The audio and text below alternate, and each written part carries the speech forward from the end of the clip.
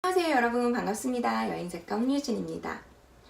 오늘은 베스트셀러 여행작가의 수입의 모든 것에 대해서 알려드려보려고 이제 이 자리에 왔습니다. 제가 3월 1일부터 어제까지 지방에 있어가지고 오늘 아침에 도착을 했는데, 그래서 목이 좀 잠겼어요. 이해 부탁드립니다. 3월 1일에 왜 갔냐고요? 3월 1일부터 2박 3일 동안은 보길도라는 그 전라남도 완도 아래에 있는 섬이죠. 그 섬에 보길도라는 곳이 있는데, 거기에서 책 집필차 취재를 다녀왔고요. 어제는 울산에 다녀왔는데, 울산 중구가 이번에 2019 관광 도시로 선정이 됐거든요. 그래서 울산 중구에서 기념 강연을 좀 해달라고 말씀을 하셔서 어제 그 저녁 때 7시부터 했거든요. 그래서 거기 기념 강연을 다녀왔어요. 그래서 오늘 아침에 도착을 했더니 목이 좀 잠겨버렸네요. 다름이 아니라 자, 이제 본격적으로 이야기를 해드리려고 하는데요. 보통 여행작가 수입이 얼마나 되나요? 궁금해 하시는 분들이 적지 않은 것을 제가 또 알고 있습니다. 그래서 오늘은 그 부분에 대해서 제 입장에서 저의 현재 수입을 공개해 드리면서 이야기를 하려고 생각을 하고 있습니다. 저는 현재 9년차가 되었고요. 여행 작가로 시작하기 전에는 영어 강사로 프리랜서로 일을 하고 있었어요. 그래서 실제로 책은 현재까지 20권 정도 넘게 집필을 했고요. 그 중에서 베스트셀러라고 볼 수 있는 책이 3권 정도가 있습니다. 나머지는 공동저수를 포함해서 그런 거고요. 그러니까 나머지는 실제로 책을 썼지만 절판된 경우가 좀 많고요. 절판되지 않았더라도 꾸준하게 이제 판매가 일어나지 않는 경우들이라고 볼 수 있겠네요. 아, 슬프다. 그죠? 나의 사랑하는 책들이 많이 팔리면 좋을 텐데요.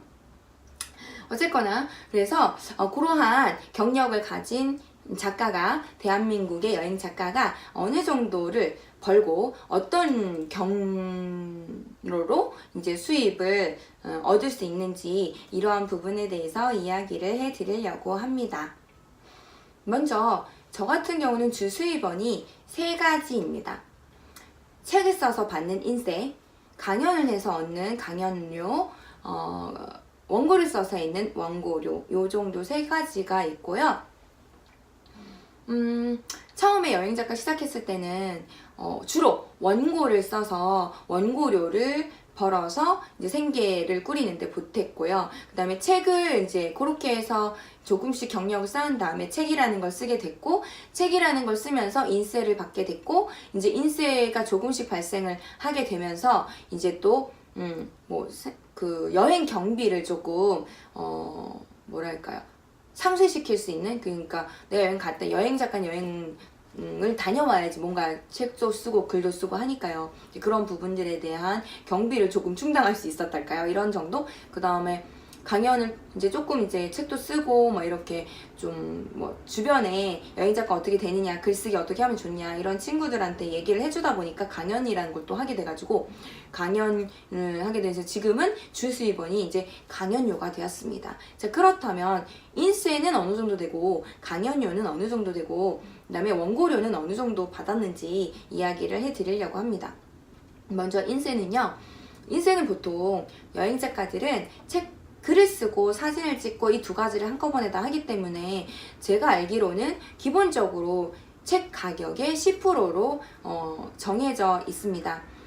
자, 그렇다면 인세는 제가 실제적으로 생계가 되느냐, 제가 이미 오픈을 했다시피 생계가 되긴 어려워요. 더군다나 여행책을 쓴다라는 거는 이미 여행을 갔다 와서 경험이 있어야 그거를 가지고 여행책을 쓸 수 있는 거기 때문에 먼저 선지출 후 지급 형식으로 되기 쉬워요. 그렇다 보니까 내가 여행 경비가 먼저 지출이 되는 거잖아요. 인세가 들어오게 되면 그냥 여행 경비가 모두 이제 충족이 된다, 모두 이제 충족이 된다 그러면은 그게 뭐 제로가 맞춰지는 거겠죠. 그러면 사실은 다행이고, 아니는 경우도 실제로 많다고 합니다. 여행 에세이를 쓰신 분들 이야기는 저도 뭐 마찬가지지만, 그러니까 이를 들어보면 내가 여행 경비 지출한 거 뭐 그냥 조금이라도 더 보탬이 되었다면 그걸로 다행인, 이게 이제 전반적으로 그냥 일반적인 현상이고요. 그래서 인쇄 같은 경우는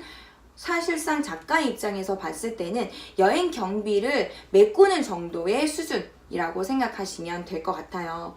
그리고 두 번째로는 원고료부터 말씀드릴게요. 여행 작가의 하는 일 중에서 원고를 쓰는 일이 가장 큰 거잖아요. 가장 범위도 넓고 가장 여행 작가가 주로 하는 일이 되겠습니다.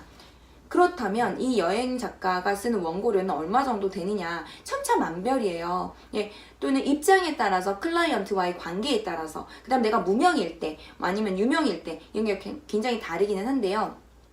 그러다 보니까 영원에서부터 뭐 100만원, 200만원 선까지, 100만원대까지, 제가 받아본 최고치는 100만원대였던 거죠. 100만, 160만원? 그 정도였던 것 같은데요. 이제 그 정도인데, 그 정도의 이제 범주가 굉장히 크기 때문에 딱 꼬집어 말씀드릴 수는 없어요.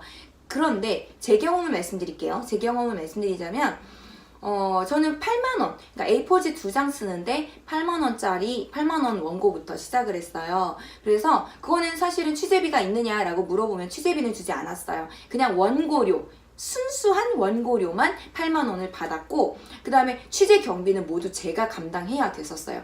그러다 보니까 제가 취재를 갔다 오니까요, 취재 경비가 38만원이 되더라고요. 순천까지 1박 2일 다녀온 경비가. 그러다 보니까 제 입장에서는 8만원이라는 원고료를 받았지만 실제로는 마이너스 30만원이 된 거죠. 그러니까 그러한 부분들이 있다라는 거. 이제 그래서 개인의 그런 경험이나 그 다음에 출판 품질의 데이터가 있느냐 없느냐, 이 부분에 따라서 그게 내가 수익이 제대로 되느냐 안 되느냐, 이런 것들로 판단할 수가 있고요. 그래서 여행을 많이 하시는 분들이면 출판 품질로 사진을 찍어 놓으시길 제가 추천드립니다. 근데 어쨌거나 그렇게 해서 원고료는 그렇게 8만원으로 저는 시작을 했고, 지금 최근에는 이제 그 똑같은, 그러니까 A4지 2장 쓰는데 160만원, 취재비 포함해서 160만원 정도를 받았습니다. 그러니까 요거 같은 경우는 또 뭐 여행 작가의 뭐 이러한 활동 지수, 뭐 유명한가 유명하지 않은가, 그 다음에 책을 몇 권 썼나 안 썼나, 책이 유명한가 유명하지 않은가, 뭐 그런 부분부터, 그 다음에 뭐 그런 뭐 원고 필력이라던가 뭐 이러한 부분들, 그런 부분들까지 모두 이제 고려해가지고 그런 원고료가 책정이 되는 걸로 알고 있고요. 뭐 그런 걸로 알고 있고, 그 다음에 이제 원고료는 사보, 아니면 원고는 또 사보, 그 다음에 일반 잡지, 여행 잡지, 또는 뭐 그런 기타 등등, 뭐 기내지, 이런 류의 다양한 잡지사나 사보, 이제 그런 클라이언트들이 이제 원고를 청탁을 해오고요. 원고를 처음에 이제 쓰실 때는 청탁이 그냥 가만히 있는데 들어오지는 않기 때문에 제가 포트폴리오 돌려서 받는 방법이 있습니다. 어쨌거나 원고료는 내가 영원부터 10,000원, 20,000원, 30,000원, 40,000원, 5,000원, 35,000원 뭐 이런 식으로 굉장히 다양하게 받게 되고, 내가 블로그에 뭐 또 파워, 뭐 또 블로거다, 또는 내가 뭐 이런 유명인이다, 인플루언서다, 뭐 이런 경우에는 또 굉장히 원고료가 달라질 수 있어요. 어쨌거나 이제 그러한 다양한 측면의 원고료를 받을 수가 있습니다. 그렇지만 프로급 여행 작가라고 봤을 때 통상 받는 원고료, 뭐 2페이지 정도, 그 정도 통상 받는 원고료는 10만원, 20만원 정도에서 한 60만원 사이 정도, 그 정도 범주의 것이 가장 흔하게 많이 발생이 되는 것 같고요. 그 다음에 출장경비는 주는 데도 있고 주지 않는 곳도 있어요. 근데 주지 않는 곳이 대부분이라고 생각하시면 조금 될 것 같고요. 그 다음에 원고료는 그 정도로 알려드린 걸로 할 것 같고요. 된 것 같고, 그 다음에 강연료 같은 경우는 굉장히 이것도 강연료도 굉장히 천차만별이에요. 천차만별이고, 저 같은 경우는 책을 썼기 때문에 그 관련한 강연들이 굉장히 많이 발생을 해요. 나만의 여행책 만들기 썼기 때문에 뭐 거기에 대한 강연이 발생을 하고 있어요. 그래서 한겨레 교육문화센터 신촌점에서는 꾸준하게 나만의 여행책 만들기 혹은 나만의 책 만들기라는 제목의 강의를 열고 있고요. 그 다음에 그 국가기관, 도서관 뭐 이러한 부분들, 그 다음에 평생교육기관 뭐 이런 데 있잖아요.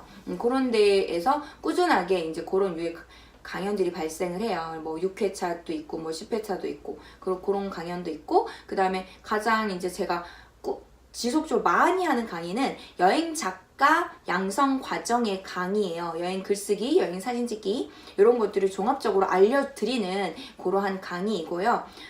그런 여행 작가 양성 과정에 대한 강의는 이제 제가 직접 저희 협회에서 진행하는 강의도 있고, 기관 다른 여러 가지 또 역시 이제 국공기업에서 진행하는 그런 기관마다 다르게 그렇게 진행하는 강연이 있고요. 그 다음에 여행 자체로 여행하기 뭐 이런 거, 북유럽 여행하기, 뭐 라다크 여행하기, 일본 여행하기 뭐 이런 유의 컨셉으로 여행 설명회 형식으로 진행하는 강연, 일회성 강연도 있어요. 이런 류의 다양한 강연을 진행을 하고 있는데, 이거는 회차별로 다르거나, 예를 들어서 일회성 강연이다. 그럼 뭐 일회성 강연은 어떨 때는 100만 원 받을 때도 있고, 어떨 때는 뭐 200만 원 받을 때도 있고, 근데 뭐 어떨 때는 뭐 5만 원도 못 받을 때가 있고, 뭐 이를테면 그렇게 강의료의 범주는 굉장히 다양하거든요. 근데 이것도 역시 강사 같은 경우는 이제 강사의 급이 나눠져 있어요. 그래서 저는 초보 여행 작가였을 때, 여행 작가가 된 지 얼마 안 됐고 책을 쓴 게 몇 개 없을 때는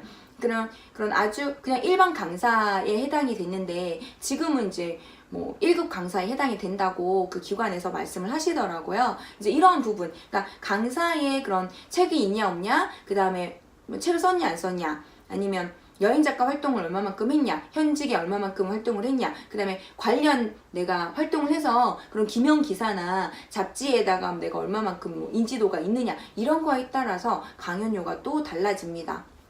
그래서 제가 현재 지금 이런 류의 3가지, 인세, 그 다음에 원고료, 강연료 이런 3가지 일을 주로 하고 있는데, 요 3가지 일을 통해서 꾸준하게 발생되는 수입은 현재 월 400에서 500 정도 되는 것 같아요. 그 중에 80% 이상이 모두 강연료에서 발생이 되는 거고요.